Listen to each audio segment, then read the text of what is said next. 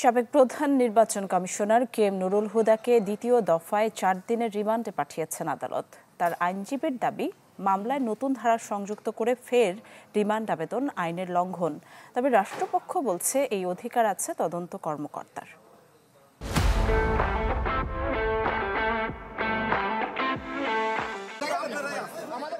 প্রথম দফা রিমান্ড শেষে আদালতে সাবেক প্রধান নির্বাচন commissioner K M Nurul Huda.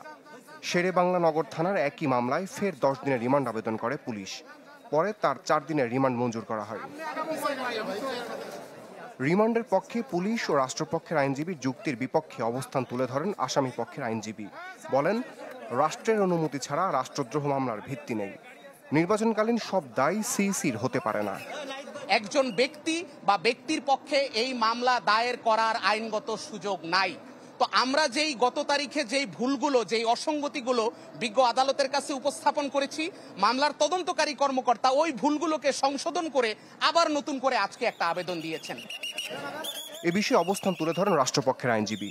জানান, নির্বাচনে অনিয়ম, রাষ্ট্রদ্রোহের দায় এড়াতে পারেন না নুরুল হুদা। দিনের ভোট রাতে করেছেন, তার সঙ্গে তার কারা কারা জড়িত এবং সরকারের সঙ্গে তার কি ধরনের সমঝোতা এবং কিভাবে তিনি অর্থগুলো ব্যয় করেছেন এবং ডিসি, এসপি সহ সকল রিটার্নিং অফিসার, প্রিসাইডিং অফিসারের সঙ্গে এবং দাপ্তরিক কাজে কারা জড়িত ছিল, সচিব সহ বিভিন্ন নির্বাচন কমিশনের আরও যে বিষয়গুলো এখানে জড়িত আছে, সেই জন্য তাকে আরও জিজ্ঞাসাবাদ করার প্রয়োজন।